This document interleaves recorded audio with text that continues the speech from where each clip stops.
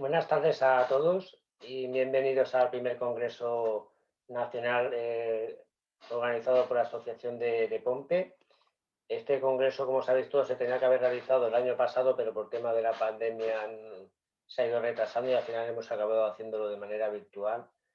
Agradeceros a todos los que estáis por haberos interesados en esta presentación. Agradecer también la colaboración de Sanofi, que es uno de nuestros patrocinadores, y sobre todo agradecer mucho a la ponente, a Pilar Muñoz, por dar esta ponencia sobre terapia génica, que además en principio también es aplicada a la enfermedad de Pompe, que es la que nos interesa sobre todo a los que estamos aquí, y sobre todo porque para la asociación es muy importante que se investigue en España lo que es la enfermedad. Entonces, todo el mundo que está sobre la enfermedad de Pompe investigando para nosotros es de gran apoyo, y además indicar que el país está en contacto con la asociación desde hace ya unos años y muy agradecidos a su colaboración y a su interés por estudiar nuestra enfermedad. En principio os explico cómo funciona. Pilar hará lo que es la presentación y después habrá una ronda de preguntas. Para agilizarlo, durante toda la ponencia, aquellos que queráis realizar una pregunta podéis hacerlo en la parte inferior de la pantalla que pone preguntas y respuestas. Y una vez finalizada, yo intentaré de manera ordenada y agrupando por tema transmitir las preguntas a Pilar. Y bueno, ya en principio te cedo la palabra y todo tuyo el Zoom. Muchas gracias, Pilar. Vale, muy bien. Muchas gracias, Manuel, por la presentación. Y nada, pues ahora vamos a ver qué tal se nos da la charla. Y bien, perfecto. Pues nada, pues eso, que Manuel, que muchísimas gracias a ti y a la asociación por invitarme a dar esta charla. Y nada, lo voy a intentar hacerlo más ameno y un poco sencillo para que se entienda y no daros el tostón, sino que salgáis de aquí con una idea general de qué es lo que se está haciendo ahora en terapia génica en enfermedades poco frecuentes. Y vale, a mí siempre me gusta empezar por el principio, que es decir quiénes somos, ¿no? Entonces, pues simplemente deciros, nosotros, bueno, yo soy investigadora postdoctoral en el Genio, en el Centro Genio de Granada, y en concreto estamos en el grupo de terapia génica y celular. Somos un grupo bastante grande, todo un montón de gente joven, y las dos líneas principales de trabajo que tenemos son dos, que es la inmunoterapia con células CAR-T, y la otra parte que es los que trabajamos, que somos en la enfermedad de Pompe, que somos los que estamos aquí en la fotito, aquí tan guapos todos con las batas. Y nada, a ver, que no veo bien aquí, se ve la pantalla. Vale, pues nada, pues deciros pues que es una enfermedad, es que no veo la pantalla.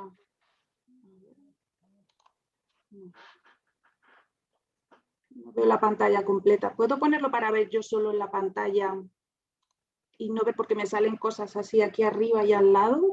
Sí. En principio, si le das compartir pantalla completa, la deberías ver. Te veo a ti y veo como unos... Ah, porque no ves toda la pantalla. Exactamente. Creo que si vas arriba, sí, que pone vista, puedes cambiar la pantalla y poner pantalla completa. Nueva función de compartir pantalla. Esto está compartiendo la pantalla. Es que no veo los encabezados de las diapos, no las veo. Entonces, sí, veo que pone enfermedad monogénica. Si vas a la parte inferior derecha, verás que hay una pestaña que pone vista. No sé si lo ves. Última diapositiva, ayuda. No, aquí. No, porque eso es de la ponencia. No.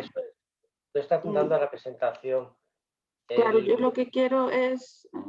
En la configuración del Zoom, en la pantalla del Zoom, hay una opción que te pone vista, entonces puedes ver estándar, ver solamente, porque tú me ves a mí ya... Claro, te veo a ti, pero veo sobre todo es la parte de arriba, entonces no veo los encabezados de las figuras. Bueno, si quieres te lo leo yo. A ver. Bueno, si no, ya está, vamos viendo por aquí. Si no, donde estás tú, donde se me ve a mí, Sí. No siempre ves que estamos dentro de una pantallita, si hay un menos delante lo puedes minimizar. Sí, no, es la parte de arriba simplemente que es que me sale, que me tapa lo encabezado, es simplemente eso. Entonces Haz la veo... pantalla, haz el zoom más pequeño si quieres. A ver. O sea, es decir, que no ponga el zoom, en lugar de ponerlo en pantalla completa, el zoom, hazlo más pequeño a lo mejor. Pilar, en la esquina arriba a la derecha, ¿no? ¿Tienes un botón que pone vista? Justo abajo de la X. Abajo de la X. O sea, yo tengo todo el DS, lo tengo arriba. Pone desactivar audio, detener vídeo, participantes, preguntas, nueva función de compartir. Todo eso lo tengo arriba. Que lo tengo arriba. Tienes abajo, entonces, vista. Tienes que tener dentro de la pantalla ya está, negro. Arreglado, ya está. Lo he movido para abajo, ya está. Perdona, ya está. Sí, lo he movido para abajo, ya se me ha subido para arriba. Pues nada. Ya está esto aquí. Arreglar, ahora, ya sí. Pues nada, que lo que os decía, que es una enfermedad monogénica. Una enfermedad monogénica es una enfermedad que se produce por la alteración de un solo gen. Entonces, ¿qué es lo que ocurre? Que al alterarse ese gen, por ejemplo, un solo nucleótido, puede cambiar la secuencia y entonces ya es diferente. Aunque sea solo un pequeño cambio, eso puede alterar toda la secuencia, toda la proteína para la que codifica. De este modo, simplemente con ese cambio puede que falte la proteína, que no se sintetice porque ha habido ese error o porque se sintetiza la proteína pero no es funcional completamente. Y esto puede ocasionar una enfermedad monogénica. En general, las enfermedades monogénicas se pueden clasificar según su patrón hereditario. Pueden ser autosómicas dominantes o autosómicas recesivas, según sea el gen dominante o no, o bien ligadas al sexo, a los cromosomas X o Y, que son los que definen el sexo. Y bueno, deciros que hay más de 6.000 enfermedades con estas características de enfermedad monogénica. Entonces, ¿qué es lo que hace la terapia génica? ¿Qué es la terapia génica?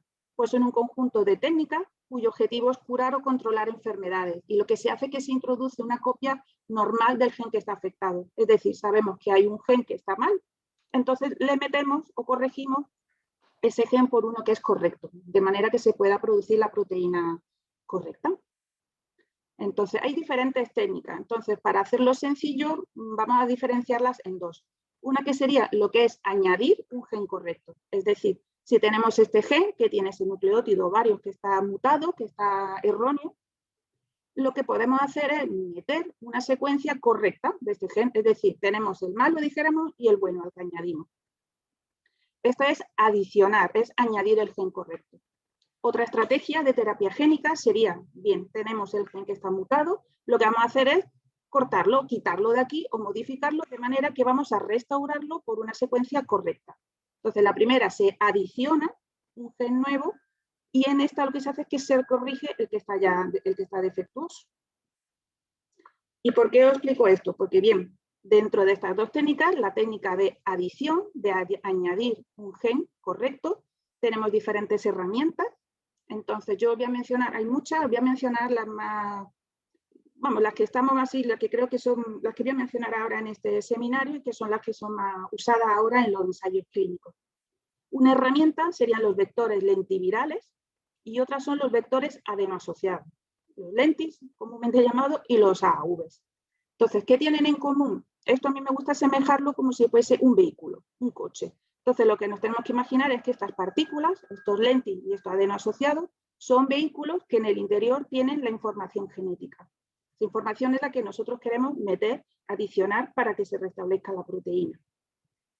¿Qué ocurre con la otra estrategia? Con la de corregir. Ahí lo que hacemos es que editamos, o sea que modificamos este gen que está mutado para poner el bueno. Entonces hay diferentes técnicas y la que ahora está en boca de todo el mundo son las CRISPR-Cas9, que recibieron Charpentier y Doudna, recibieron el premio Nobel del año pasado, y entonces lo que utilizan son técnicas para corregir este gen, que ahora os explicaré más adelante. Vale, entonces empezamos. ¿Os acordáis? Los lentis y los adenoasociados. Los lentivirales añaden el gen correcto. ¿Qué es lo que tienen de característica? Porque este vector, que dentro va a tener su material genético, cuando llega a una célula, lo que va a hacer es que va a introducir su material genético con los genes que nosotros, con el gen que nosotros queremos, y se va a integrar en el ADN de la célula. Es decir, vamos a corregir la célula y lo que vamos a hacer es que vamos a añadir una copia correcta. Y la peculiaridad de esto es que se integra, es decir, que no se queda por ahí flotando, ni se queda, no, se queda dentro, se incorpora dentro del ADN de la célula. ¿Qué quiere decir esto? Que esta célula, que está corregida, cuando se vaya dividiendo, vaya teniendo su célula hija, vayan dividiéndose, todas van a ser iguales que la madre. O sea, van a tener el mismo material genético, puesto que pertenece intrínsecamente, está integrado en el ADN de la célula. Vale, problema que han tenido los lentivirales y bueno, y los antecesores, mejor dicho, las primeras generaciones de los retrovirales de los que provienen, pues de que, claro, se está metiendo dentro del ADN. Entonces puede ocurrir que tú tengas aquí que se te meta tu gen y por lo que sea tienes secuencias cercanas que lo enciendan o que lo apaguen. Dijéramos que exprese la proteína o que no la exprese.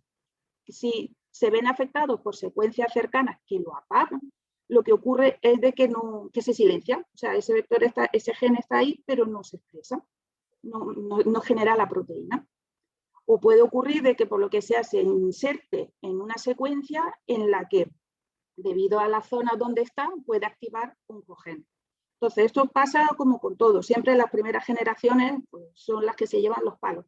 Entonces, como estos vectores lentivirales derivan de los retrovirus, claro, pues inicialmente tuvieron problemas, pero ya se están mejorando, llevamos por cuarta generación de lentivirus y que cada vez son mejores y ya no se ven casos tan graves como se vieron inicialmente con los retrovirus. Ya está todo más controlado. Entonces, como ejemplo de esto, de esta mejora, pues me gustaría destacar, por ejemplo, los retrovirus, que dijéramos son los padres de los lentivirus, pues sí se vieron casos de leucemia, por ejemplo, en ensayos clínicos de inmunodeficiencia combinada severa, o por ejemplo con Wiskott-Aldrich, pero luego ya al pasar allá a esto que son los SIN-RV, y aquí con los lentivirales, ya no se han visto casos de leucemia debido a inserciones en sitios que dijéramos no debieran, en sitios oncogénicos donde se ha despertado, dijéramos, un gen oncogénico. Vale, esos son los lentis, esos son que se adicionan el gen.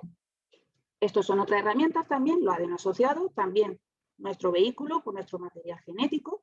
Y esto, la característica que tienen es que lo que se hace, ya habría escuchado en otras charlas y en otros momentos, que lo que hacen es que se cambian, o sea, tú puedes ir haciendo ingeniería de lo que es la cápside, dijéramos que es el vehículo, puedes ir cambiándolo de manera, eso se le denominan los serotipos, y tú puedes ir cambiándolo de manera que lo hagas que sea más, dijéramos, más atractivo para el hígado o para el esqueleto, para el músculo esquelético, por ejemplo, para el corazón, que sean más afines esos tejidos a esos serotipos, a uno más que a otro.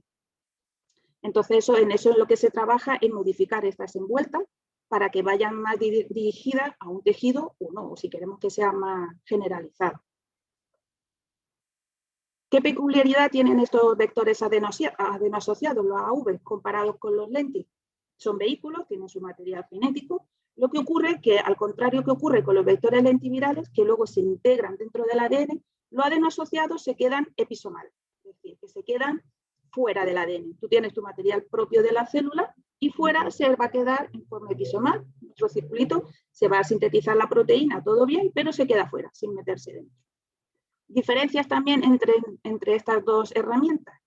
Pues los vectores lentivirales son un poquito más grandes que los adenoasociados y sobre todo la principal característica son el tamaño del inserto, es decir, lo que tú le puedes meter. Tú a lo mejor aquí en un vector lentiviral puedes meter, dijéramos, no es una burrada, pero bueno, metes 2 bicicletas, pero aquí solo te cabe una. Entonces eso, a la hora luego también de ver qué material metes, pues también te limita un poco, porque si el gen que tú quieres meter es más grande de este tamaño, pues no te cabe. En cambio aquí en este sí. Pero bueno, hay diferentes estrategias que se ponen genes, se acortan un poco, bueno, hay diferentes estrategias de manera que utilizamos una herramienta u otra en función de la necesidad. Y bueno, y deciros eso de que, como he mencionado, que los lentis se integran, entonces las células hijas, como he mencionado, van a tener todas el gen que se ha integrado, mientras que los adenoasociados con el tiempo se va perdiendo. O sea, si la célula se divide mucho, lo perderán antes. En cambio, si son células, pues, por ejemplo, a lo mejor como ocurre en hígado, que no se dividen tan rápido, pues permanecen más tiempo. Pero al final, a la larga, este material, al no estar integrado, se va a perder. Vale, esas son las dos estrategias que he mencionado de adicionar. Si queremos corregir mediante edición génica, esto lo que se hace es que se corrige el gen mutado, entonces se pueden hacer cambios específicos en el ADN de la célula. Entonces se pueden manipular y de esto es lo que se le llama el gene editing, la edición que vamos a editar. Entonces hay diferentes herramientas, simplemente aquí os menciono las tres así más utilizadas. Por ejemplo, inicialmente la Thin Finger, las TALEN, las CRISPR-Cas9 que he mencionado anteriormente, que todas ellas son nucleasas. Entonces, ¿esto qué es lo que tienen de común estas herramientas? Estas herramientas lo que hacen es que tienen una secuencia que tú puedes diseñar y que sean específicas y te reconozcan una zona. Es decir, tú tienes aquí un gen, tú conoces toda tu secuencia y tú puedes diseñar estas herramientas de manera que se unan específicamente a la zona que tú quieras y te produzcan un corte. Eso ocurre con las tres. Entonces, ¿qué es lo que ocurre con estas herramientas? Si tú específicamente se te unen a la zona de interés, ocurre el corte por su acción endonucleasa y entonces la célula lo que va a hacer es reparar su ADN que ha sufrido ese corte. Hay dos métodos, ¿no? La célula tiene dos métodos para corregir este fallo, ¿no? Este corte. Puede ser por recombinación no homóloga, de manera que decir, bueno, esto está cortado, pues me pego, se une y listo. O bien coge secuencia, inserta lo que pilla, dijéramos burdamente, para arreglar, intentar cerrar esta brecha, ¿no? Dijéramos. En cambio, con la recombinación homóloga, lo que se hace es que tú tienes este corte, pero tú puedes introducir un donador que tiene la secuencia que tú quieres. Entonces, la célula, por recombinación homóloga, lo que hace es que se recombina, dijéramos que se junta y va a adoptar como suyo este template, esta secuencia que nosotros queremos que se nos incorpore. Entonces, aprovechando el mecanismo de la célula, de hacer este mecanismo de recombinación, es decir, de coger, dijéramos, un ADN molde, lo introduce y lo podemos meter aquí. O sea, que de esta manera podemos quitar un gen que está dañado y modificarlo por el que ya está corregido, por la versión correcta de ese gen. Aquí, bueno, simplemente es lo mismo, son las nucleasas, se corta y por recombinación homóloga tú le pones un donador y ya va a estar integrado y va a estar corregido ese gen. Vale, en el laboratorio, pues cómo estudiamos todas estas herramientas, ¿no? Cómo cacharrear con esto de que yo corto, yo meto, ¿cómo lo hago? Pues hay diferentes modelos de estudio, por ejemplo, en células de pacientes se pueden hacer ensayos in vitro, en células IPS, estos son células muy interesantes porque son células de pacientes o de personas sanas, que tú lo que haces es que las reprogramas, dijéramos que las echas hacia atrás. Entonces tú lo que puedes obtener son unas células madre-like, dijéramos, de células que ya están diferenciadas. Entonces son muy útiles a nivel de laboratorio, de ver cómo las puedes diferenciar a otros tejidos y tal. Son modelos muy útiles. Y luego, bueno, tenemos los modelos animales, en rata, perro, mono, hay un montón de modelos.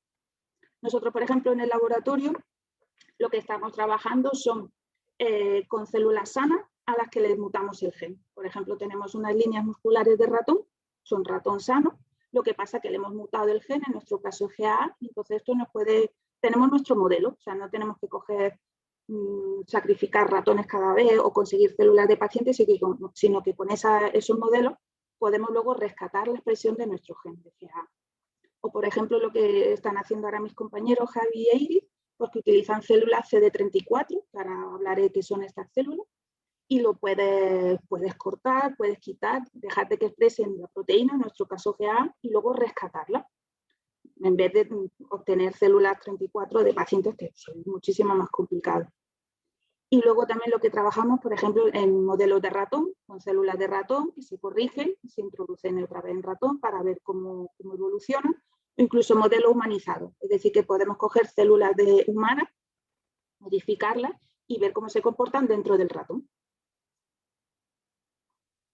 Vale, entonces tenemos ya las herramientas. Entonces las estrategias en terapia génica son básicamente dos, in vivo o ex vivo. In vivo, lo que se hace es que se inyecta directamente el vector. Entonces, en este caso, por ejemplo, el vector es adeno asociado, lo que se hace es que se pincha, bien intramuscular o intravenoso, ya lo comentaré más adelante, e introduce el material genético que estaría dentro, se pincha directamente dentro del paciente. o bien la ex vivo, que lo que se hace es que se sacan células madre del paciente y en el laboratorio se modifican. Bien se le adiciona el gen con el vector lentiviral, o bien, por ejemplo, se edita y se corrige, por ejemplo, con CRISPR-Cas9. O sea que lo que se trabaja es que es ex vivo porque sacamos la célula y fuera es donde se hace la modificación genética. Y luego se mete otra vez en el paciente. Son células autólogas. Mientras que en el in vivo directamente se pincha el vector con el gen corregido. ¿Y qué son esas células madre hematopoyéticas? Pues se caracterizan, bueno, son comúnmente conocidas porque tienen el marcador CD34, es un marcador típico de progenitora hematopoyética, es decir, que estas células que están en médula ósea, lo que van a generar diferentes progenitores y al final son las que te van a dar todo el linaje hematopoyético, los linfocitos T, B, etc. ¿Y qué tiene de bueno esta célula CD34? ¿No? Cuando hacemos, por ejemplo, terapia ex vivo, sacar la célula y modificarla. Lo bueno es que, claro, estas células actuarían como un caballo de Troya. Es decir, no es algo extraño al paciente, sino que son sus propias células las que hemos corregido, pero lo que es la célula, una vez que la metamos dentro del paciente, no la va a reconocer como extraña, sino decir, que es lo que ocurre cuando hacen los trasplantes de médula ósea, cuando no son compatibles, claro, reconoce como extraño, pero en este caso no. En este caso son las propias suyas las que se modifican. Entonces, ¿y dónde se pueden sacar esas células CD34? Pues principalmente, bueno, en médula ósea y luego también en clínicas en médula ósea y en sangre periférica movilizada, que lo que se hace es que se trata al paciente con GCSF, una citoquina que lo que hace es que moviliza y dijéramos saca las células de la médula y las pasa a sangre. Entonces luego simplemente pues se sacan del paciente y se pueden purificar mediante unas columnas y ya tendríamos las células 34. Nosotros en el laboratorio, bueno, nosotros en muchos laboratorios, también como fuente de células CD34 utilizamos la sangre de cordón de los bancos que tenemos, de biobancos, tenemos la sangre y entonces eso es una fuente muy buena de células CD34 con las que luego poder trabajar en el laboratorio y probar las estrategias de terapia génica.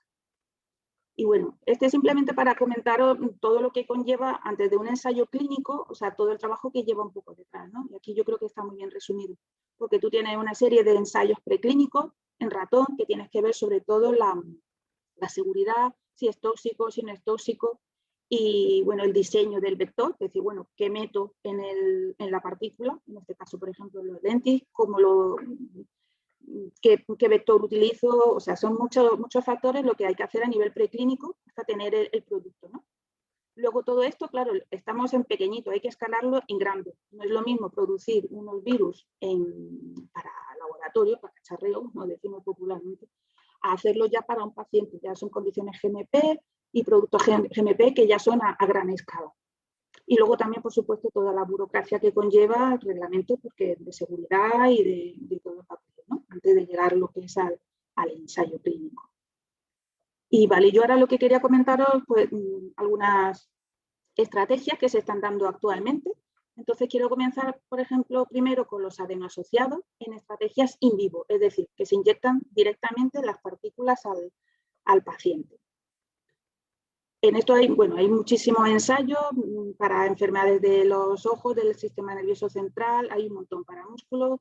Y yo me voy a centrar principalmente en Pompe y, por ejemplo, principalmente en Pompe, Fabry y veremos otra serie de enfermedades.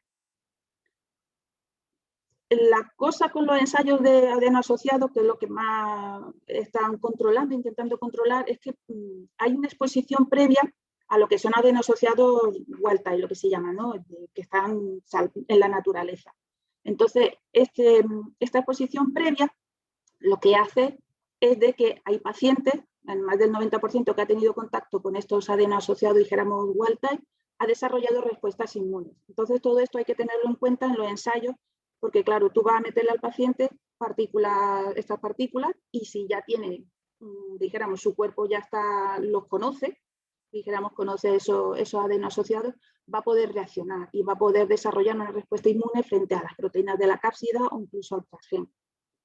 Entonces, todo esto es lo que se está teniendo en cuenta ahora en los ensayos que voy a comentar ahora. Por ejemplo, el primer ensayo del doctor Birne, lo que hizo son con los adenoasociados tipo 1, tenían con el GA humano, en Pompe pediátrico. Este ensayo ya está concluido y la verdad es que los pacientes tuvieron muy buenos resultados, que experimentaron mejoría significativa en las capacidades respiratorias, y el problema fue, incluso después de recibir un año después del tratamiento, y lo que vieron era eso, que había una respuesta de anticuerpos frente a la cápside y el transgeno.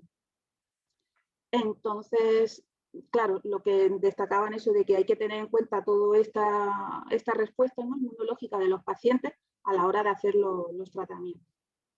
Entonces, ya en los siguientes ensayos, ya lo que se hicieron es que ya se van poniendo los adenosociados, pero a la vez también le están poniendo a los pacientes unos tratamientos, dijéramos, para prevenir o frenar esa respuesta inmunológica que pueden tener frente a estos adenosociados. En este caso, el serotipo que se utilizó, aquí también del doctor Birne, el serotipo 9, con otro promotor, pero ahí no me voy a meter mucho, pero bueno, otra que al final es para expresar la GA humana.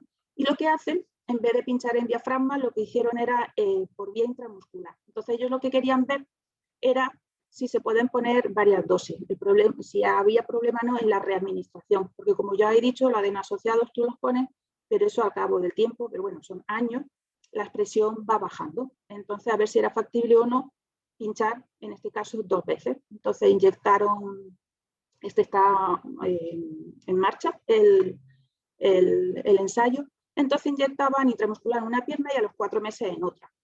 Y ya evaluaban la seguridad, ¿no?, de este vector. Y como he dicho, pues recibieron rituximab, bueno, agentes para la inmunomodulación para controlar la posible respuesta inmune. Entonces, pues están teniendo buenos resultados y, bueno, resultados preliminares en 2 pacientes pues muestran que la inmunomodulación previene con éxito la formación de anticuerpos. O sea, que esto es una cosa muy buena, ¿no?, que es muy, muy favorable, ¿no? Vale, que da ánimo, la verdad. Vale, y bueno, y en esta línea también, esto eran pacientes adultos y también lo han empezado con niños más pequeños, con la misma construcción.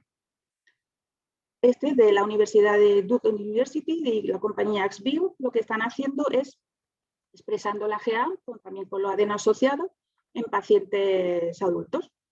Y lo que va dirigido es a hígado. Y entonces lo que están haciendo es evaluando la seguridad, la reactividad y sobre todo la respuesta inmunitaria. Y en este caso, pues todos los participantes están manteniendo su terapia de reemplazo, a la vez que tienen también su tratamiento con los adenosociados, su inyección. Y bueno, lo que quieren evaluar es ver cómo va el ensayo y según cómo vayan yendo los pacientes, pues ya pensar en suspender o no el tratamiento de reemplazo. Y vale, aquí lo que quería hacer es un inciso, porque en el caso de Pompe, no sé, bueno, seguramente ya lo sabéis, pero bueno, o sea, nosotros tenemos nuestro gen, ¿no? Imaginamos que tenemos nuestro gen y la proteína se va a sintetizar. Pero ¿qué pasa con esa proteína? La mayor parte se la va a quedar la célula, la mayor parte se va a quedar aquí y se va, cerca del 90% va a pasar al lisosoma, total, que va a cumplir su función dentro de la célula y solo menos del 10% va a ir fuera. Entonces, claro, nosotros lo que nos interesa no es solo que la célula tenga el gen y exprese la proteína, lo que queremos es que esa proteína salga y que vaya también a otras y haga efecto en otras células vecinas. Entonces, esto es muy importante, o sea, no solo que se exprese, sino que se secrete y que a la vez las células diana o las células que le hace falta, que sean capaces de captarlo, ¿no?, para que luego la proteína GA pueda hacer su función dentro de la célula. Y en esto un poco lo que se basa también, el último ensayo que está recién empezado, eso creo que el año pasado, están ya mirando a ver para reclutar pacientes y total, que están en ello ya a tope. Y es de Spark Therapeutics y entonces lo que tienen es un adenosociado que está dirigido a hígado y le han hecho unas modificaciones a la GA de manera que para favorecer la secreción y es mediante inyección intravenosa. Y entonces, bueno, Spark está en contacto con el Hospital Universitario Virgen del Rocío y yo creo que eso es una cosa buena, porque claro, ver los ensayos y es como que están lejos, ¿no? Pero el hecho de que ya están más cerquita y que se puede tener acceso, pues es prometedor, ¿no? Entonces, bueno, el Centro Virgen del Rocío de Sevilla ha sido seleccionado como centro idóneo, pero bueno, todavía están de trámite y están viendo a ver si van a incluir algún paciente o no. Pero bueno, al menos han dado el ok de que el centro cumple lo que ellos quieren. Y ya a ver si es posible incluir o no, o para el siguiente ya se irá viendo. Pero bueno, un pasito. Y bueno, y simplemente, por ejemplo, otro tipo de enfermedad también, que está tratada con los adenos asociados, es la distrofia muscular de Duchenne. Y en este caso, como ya os comenté, la problemática de si el gen es muy grande, muy pequeño. Por ejemplo, en el caso de la distrofia muscular de Duchenne, el tamaño de la distrofina es bastante grande. Entonces, lo que han hecho en los ensayos de terapia génica con adenos asociados, que han hecho versiones más pequeñas, como la microdistrofina o minidistrofina. Vale, entonces, eso por parte de los adenos asociados, es lo que está actualmente en clínica. En cuanto a la parte ex vivo, con los lentivirales, como si recordáis, era sacar las células y modificarlos, en este caso vamos a hablar de los vectores lentivirales, ¿no? Lo que os he comentado de los beneficios de la célula CD34, de que no las van a reconocer como extrañas, y entonces lo bueno es de que estas células, una vez que las modifiquemos con nuestros vectores lentivirales, van a tener su inserción del gen correcto, y todas las células hijas que van a derivar de esta célula madre van a tener todas el gen correcto. Y estas células son células hematopoyéticas y van a migrar a tejido y a órganos. Entonces van a llevar y van a ir sintetizando la proteína allí donde estén. Entonces esta forma es la que se está realizando a cabo en enfermedades, por ejemplo, como la inmunodeficiencia combinada severa o Wiskott-Aldrich, que mencioné antes, son inmunodeficiencias primarias, o por ejemplo, en la leucodistrofia metacromática o la mucopolisacaridosis tipo 1, que ahora mencionaremos. Están teniendo muy buenos resultados con esta estrategia de lenti y células CD34. En leucodistrofia metacromática, pues lo que han hecho lo que están haciendo, de hecho, son con niños. Tienen la mutación del gen ARSA, de la disulfatasa, y entonces han obtenido las células, las han corregido con los lentis y la verdad que están teniendo muy buenos resultados, como es la reconstitución progresiva de la actividad de la enzima, y luego han visto que se reduce el material de almacenamiento en las muestras de nervios periféricos, se está reduciendo, que hay protección a la desmielinización y que, bueno, al menos en 3 pacientes pues están mejorando las anomalías del sistema nervioso periférico. Entonces esto lo que da como resultado, todavía está el ensayo clínico en marcha, pero bueno, que está dando muy buenas evidencias preliminares, ¿no?, de la seguridad y del beneficio que tiene esta estrategia en pacientes infantiles, ¿no?, de inicio temprano de esta enfermedad. Y lo mismo pues también el ensayo clínico que están realizando en Italia con la mucopolisacaridosis tipo 1, y también lo mismo, utilizan lentis, células CD34, y lo que quieren ver es que lo van a seguir durante 3 años, esto creo que empezó el año pasado el proyecto, el ensayo clínico, y lo que quieren ver es hasta lo menos 15 años, porque como ya recordaréis, los lentis se integran, entonces no solo basta con tener resultados en 1 o 2 años, sino hay que ver a largo plazo para saber de que ese gen no se ha insertado en ningún sitio inseguro y que sobre todo es seguridad del tratamiento. Y también con la enfermedad de Fabry, pues también hay un par de ensayos clínicos con los lentis, y lo que quieren evaluar es sobre todo la seguridad y la toxicidad, ¿no?, de pues, si es tóxico, si no, y cómo de seguro es este tratamiento de reconstitución de la expresión del gen que tienen deficiente en la enfermedad de Fabry. Y vale, y bueno, ya en Pompe, lo que son ensayos clínicos con lentis, todavía no hay. Entonces, lo más reciente que hay son ensayos en ratones, que salieron estos 2 artículos el año pasado. Utilizan el modelo de ratón Pompe, uno es de Nina Raven y otro es diferente, tiene otro background. Pero vamos, los 2 son CA negativos, o sea que no expresan la proteína. Y ambos concluyen que lo importante que es, ¿no?, el número de copias que tienes del gen. Por ejemplo, en este ensayo, esto es el vector copy number, simplemente es que tienen una copia del vector por célula. O sea que cuando tú corriges las células, cada célula tiene una copia de tu vector. En cambio, en este tenían 7 copias del vector. Entonces veían que en este ensayo, que se hizo la publicación en Londres, que había corrección, pero no llegaba a terminar del todo, ¿no? El sistema nervioso central no estaba corregido, se necesitaba una sobreexpresión, ¿no?, de la proteína. Y aquí sí ven bastante mejoría con estas 7 copias y los resultados pues, eran muy buenos con el ratón, de que había normalización del glucógeno en órganos como corazón y sobre todo eso en cerebro, y una normalización de la función motora. Y ambos artículos lo que destacan es los aspectos cruciales, ¿no? ¿Qué es lo que pasa con Pompe? Entonces, como he mencionado, la secreción de ese GAA es súper importante, cómo mejorar el secretar más. O sea, no solo meter muchas copias, sino que ese GAA pueda salir e ir a otras células, porque estas células CD34 modificadas que metemos, su función va a ser esa, generar células hematopoyéticas e ir a todos los tejidos. Y luego, aparte también, no solo que haya mucho secretado, sino también que se capte por los tejidos dianos. Por ejemplo, el caso con las células musculares, pues que parece que tienen menos receptores para GAE, como que les cuesta más, ¿no?, captar el GAE. Entonces, son 2 aspectos pues, que hay que tener en cuenta a la hora de tener esta estrategia, ¿no?, de terapia génica ex vivo para Pompe. Y bueno, y en base a lo mismo, y entonces nosotros en el laboratorio lo que estamos haciendo es exactamente eso, lo que queremos es mejorar la expresión, queremos mejorar la secreción y la captación, ¿no?, de nuestro GAA. Entonces nosotros estamos trabajando en modelos de ratón y lo que estamos haciendo es tenemos diseñados vectores lentivirales que lo que intentamos es optimizar lo máximo posible de que se exprese lo mejor posible, ¿no?, y que vaya donde tiene que ir y de la mejor manera. Entonces, lo que estamos haciendo son trasplantes, ¿no? Estamos estudiando en modelos de ratón, que es el modelo GA negativo. Entonces, lo que utilizamos son células donantes que vamos a corregir ex vivo y lo metemos en el ratón. Entonces, como necesitamos una sobreexpresión, porque si tú, por ejemplo, a este ratón GAA, tú le metes células wild type de un ratón sano, no termina de curarse. O sea, necesita una sobreexpresión para poder mejorar.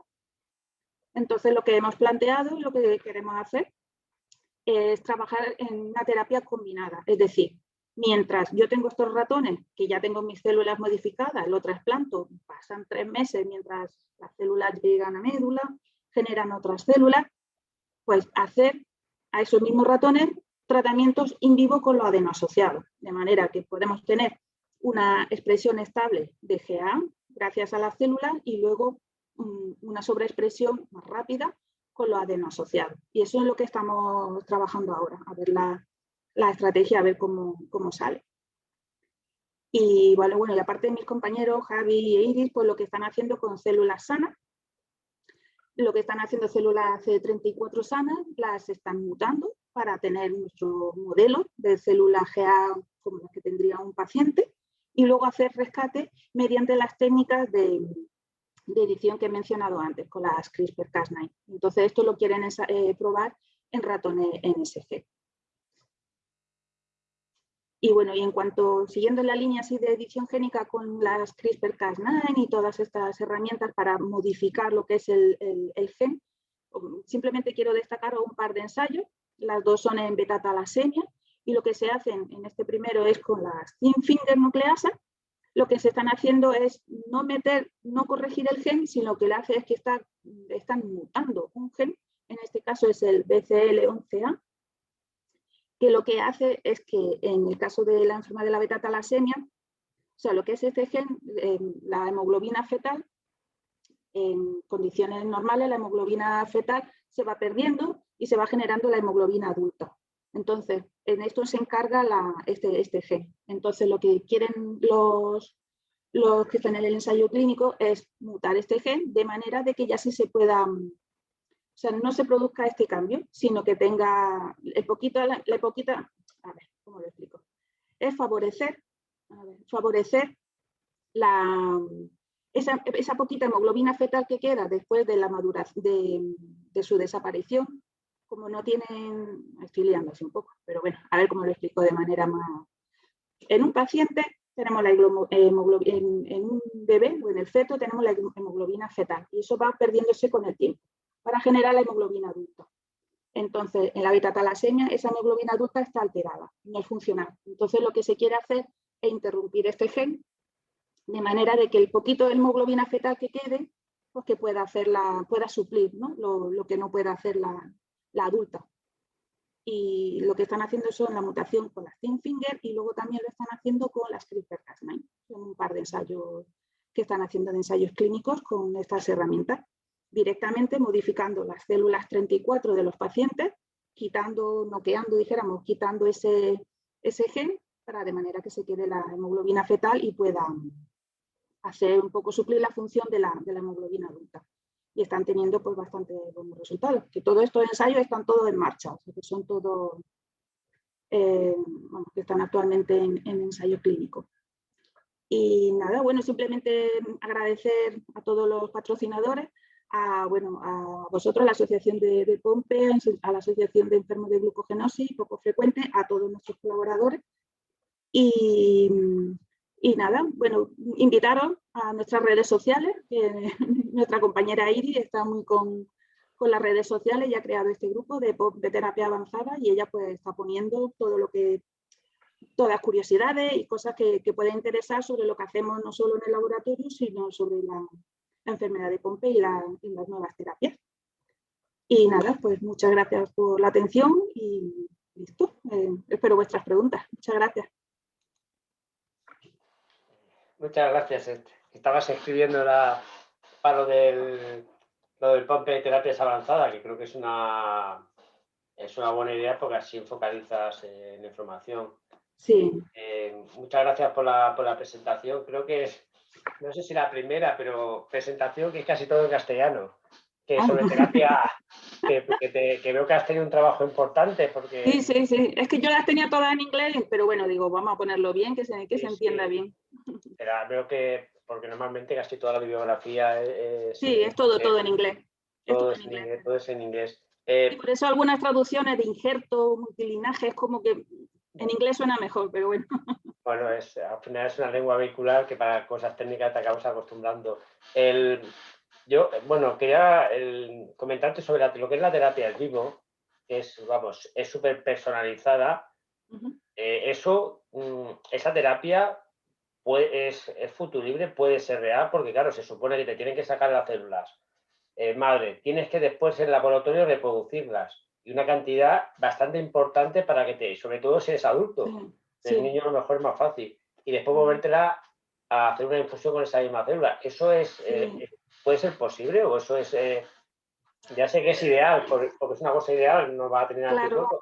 Claro, hombre, es lo ideal, es caro, porque ahora hacer un tratamiento así, claro, lo que tú dices, que es un medicamento para ti, o sea, que son tus células, pero yo creo que es un avance, porque si eso vemos que sí funciona, pues ya se pueden, no sé, hacer, no sé, por ejemplo, guardar la sangre de cordón, lo que se quiera ahora guardar con las células CD34 o modificar las 34 de manera de que sean factibles para todo el mundo. Es complicado porque es caro, pero oye, también un tratamiento enzimático 1 año durante toda la vida, eso también yo creo que es caro, entonces, no sé, esto puede ser mucho dinero de golpe, pero bueno. No, bueno, yo te iba a hacer esta pregunta, pero la ha hecho también otro asistente, Ignacio, que lleva también oyendo la terapia como muchos de nosotros desde hace ya unos cuantos años y conoce también, bueno, los primeros estudios del doctor Birne. Pregunta que, muchas gracias, también te da las gracias por la ponencia, pero dices sin querer forzar, ¿en cuánto tiempo estará esto disponible? Pues mira, el ensayo último que he comentado de Spark, la verdad es que yo estoy muy emocionada con eso, porque siempre escucho los ensayos clínicos fuera, pero ya el hecho de que ya la empresa que haya contactado en Andalucía y esté buscando, ya es como que está más cerca.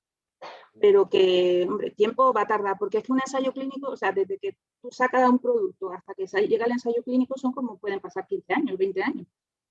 Y luego lo que es, una vez que ya tiene el producto, que es como el caso que he comentado de los ensayos con los ADN asociados en Pompe, luego lo que es reclutar a los pacientes, son ensayos que están a lo mejor 7 pacientes, 10 pacientes, 20 como mucho. O sea que se le tarda un tiempo. Ya quisiera yo también saber fechas así de... Hombre, está claro que la situación del COVID para el tema de investigación ha hecho mucho daño. Estoy seguro Mucho daño. que Mucho. Therapeutic, si no llegase por el COVID, y hubiese empezado como tenía Sí, previsto el año pasado, pero bueno, sí. es lo que hay. Preguntan también, ¿la preclínica siempre se testa en ratón? ¿Es un sistema más rápido o fiel para predecir los efectos del paciente de Pompe? Claro, lo que es el ratón es como dijéramos el primer paso, ¿no? Decir, bueno, o sea, tú pasas de in vitro, de tus células, pasas a un modelo animal. Entonces, los ratones son económicos, entre comillas, crecen rápido, o sea, se reproducen rápido. Es un modelo muy manejero, dijéramos, de trabajar. Hombre, lo suyo luego ya sería pasar a, pues como hacen otros grupos, a lo mejor mono, ensayo en mono, en perros, hay modelos en perros. O sea que, pero ya el hecho de tener ya un modelo vivo, como el modelo de ratón, te puede indicar muchas cosas. También eso con la... que es como, si no funciona en ratón, difícilmente no te lo van a aceptar en humano. Otra cosa es que ya lo pruebe en otros modelos, pero claro, ya es más complicado. Pero que sí, que siempre antes de un ensayo clínico en humanos siempre pasa por ratón. Y luego, pues si pasa por perro, mono, otros modelos, pues mejor, porque son modelos más grandes, dijéramos más similares, porque luego, o sea, tú ensayas en ratón, pero eso tienes que escalarlo a humano. No es lo mismo pincharle 10 partículas a un ratón, a un humano tienes que pincharle 1.000.000. ¿Sabes? Es lo que... Sí, sí. En principio es un principio estándar. Primero empiezas a nivel celular, después claro, vas subiendo hasta llegar claro, bueno, un canino o claro. un O un cáncer o mono. más grande, sí. Claro. Has comentado el tema de los vectores lentivirales y asociados, que son ambos herramientas que se suelen utilizar. Cada uno tiene un beneficio, también me imagino que tienes sus cosas buenas y sus cosas malas. Claro. El tema que para el futuro, no digo en Pompe, sino en todo el tema de terapias avanzadas, la producción de estos vectores y vectores corregidos, esto también, porque una cosa es tener un sistema que funcione, que cure, y después la producción para poder hacer. Sí. Todo esto se va a poder capacitar o tener en un periodo corto de... Yo soy optimista, pero tengo en menos de 10 años puede ser que tengamos una industria en España que tenga capacidad operativa de poder hacer todo lo que es la secuencia de producción del virus y corrección también de... Sí, porque luego lo que es la producción, una vez que ya tienes lo problemático, dijéramos, lo que tarda más en establecer las condiciones, ¿no? O en tener los aparatos, pero una vez que ya tienes tu instalación y todo es como una fábrica, una factoría. Ya es simplemente a producir litros. Nosotros ahora producimos a lo mejor, te digo yo, pues vamos a hacer 200 mililitros de virus, y a lo mejor para escalada para humanos necesitas, no sé, 10 litros. Pero que eso, bueno, que eso hay salas ya GMP, hay empresas que se dedican a eso, o sea que ya es, lo que es escalar, yo creo que es lo más sencillo. Son condiciones GMP, hacerlo más limpio y más grande. Pero vamos, que eso no frena, dijéramos, a la hora de hacer un ensayo clínico. Lo que frena es el coste, claro que eso tiene un coste elevado. Todo eso, todo lo que es condición GMP para ensayo clínico y todo lo que es farmacéutico, citoquinas, todo, y más si son más limpias, dijéramos, más exclusivas, ¿no? Más para ensayo clínico más caro.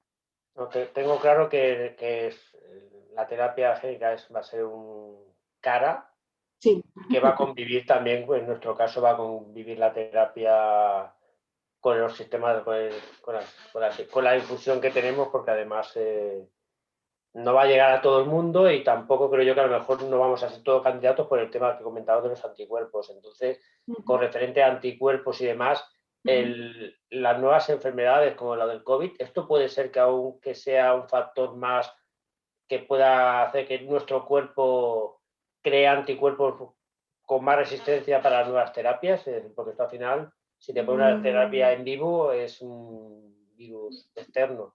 Claro, no creo yo que afecte, no sé, yo hace un rato estaba mirando porque hay una revista Orchanet o Orcanet o algo así, y entonces lo que son, te estaban poniendo recomendaciones, ¿no? De cómo puede afectar el COVID a pacientes con enfermedades raras y cómo puede...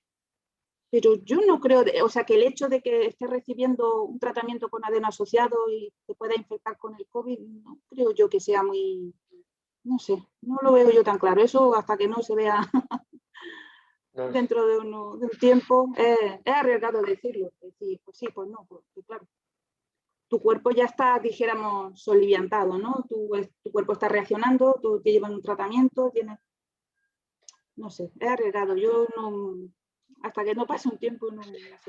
Pero claro, ¿quién es el que se lo pone? hasta que no se sepa, ¿verdad? La verdad que son nuevas terapias de nueva generación, como comentabas tú, los primeros adeno asociados, los primeros se esperaban mucho y es verdad que yo me acuerdo en el primero congreso que oí que ya teníamos la terapia, me puse muy contento, pero después es verdad que después hay algunos contratiempos.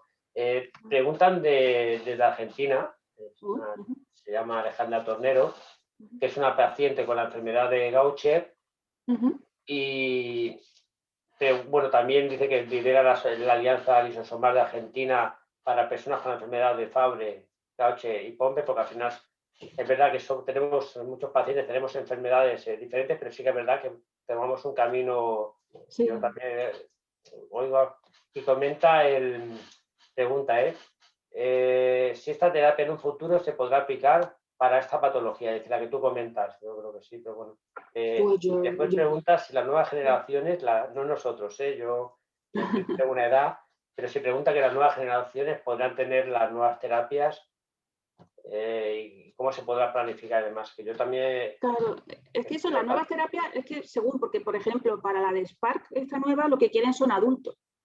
En cambio, para otras, por ejemplo, pues están cogiendo niños. O sea que, hombre, los niños se ha visto, por ejemplo, en Wiskott-Aldrich sí se ha visto que cuanto más pequeño tenga el niño el tratamiento, mejor. Más que nada porque los daños no son tan grandes, ¿no? No es lo mismo, a lo mejor, a una edad más temprana, no sé, 15, 14 años, que a lo mejor ya un paciente ya más mayor, que claro, ya tiene un daño en el músculo, ya tiene un daño tal, que eso pues, no se puede recuperar. Entonces, pero según para qué estrategias cogen niños y en otros cogen adultos. Entonces ya es ver, claro, o sea, que no está todo perdido, yo creo. Es que para uno es mejor niño y para otros prefieren adultos por... Yo como soy adulto ya de una edad, creo que cogen adultos para ver lo que es la seguridad. Sí que entiendo que es verdad que es más fácil curar a un niño que tiene genéticamente, su cuerpo está más preparado y también está en crecimiento, que una persona ya que de cierta edad que nuestro cuerpo ya va bajando. Pero bueno, que se investigue. Hombre, es bueno. Claro, y sobre todo también la dosis, porque por ejemplo las células CD34 te ponen una dosis por kilo. No es lo mismo el número de células que te hace falta para un niño que para un adulto, por ejemplo. Entonces también en eso en el caso de la ex vivo. Claro.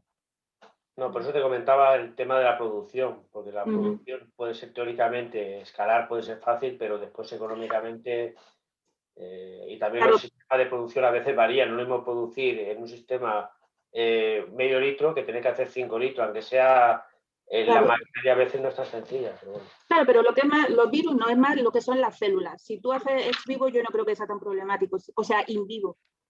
Pero si ya es ex vivo, ya tienes que sacar unas células y esas células tienes que sacarlas y manipularlas y expandirlas para luego meterlas. O sea, yo creo que ahí el factor limitante ese sería un poco más las 34, ¿no? Las células, más que lo que son los virus. Los virus se hacen más y no lo veo limitante.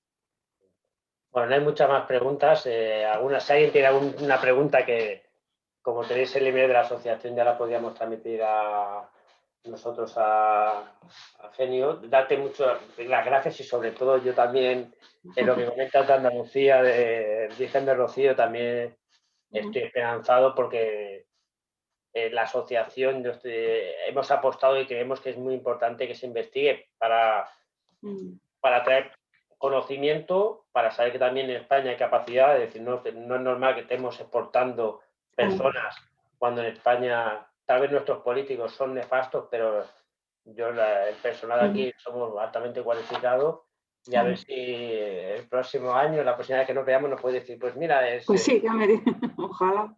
Sí, porque por lo que entiendo el proyecto de que estáis vosotros es todavía a nivel, estáis ya, bueno, estáis ya no a nivel celular, ya estáis con ratones, con modelo... Sí, nosotros estamos con modelos de ratones y con células, no de paciente, pero células de 34, para modificar y hacer nosotros nuestro modelo, porque no vamos a sacar células 34 de un paciente para experimentar. Entonces, nos lo hacemos nosotros nuestro modelo. Yo estoy seguro que más de uno sería voluntario si sabe que después... podemos repetir muchas gracias. A vosotros siempre. Seguiremos en contacto porque además cuando hagamos... venimos contando con vosotros, además terapia siempre nos interesa lo que tenemos, pero también lo que puede llegar, no para los que estamos aquí, sino para nosotros. Yo lo que quiero también, y ahí la asociación, es poder curar a los que estamos, pero sobre todo corregir también a una enfermedad que en nuestro caso además es inhabilitante y es bastante dura, y sobre todo en el caso infantil es más, pero bueno. Bueno, muchas gracias, te dejo de aquí y después lo duro de esto es que se cortará cuando termine esto. Vale. Y un abrazo. Vale, pues ya está. Un abrazo, cuidaros. Hasta luego.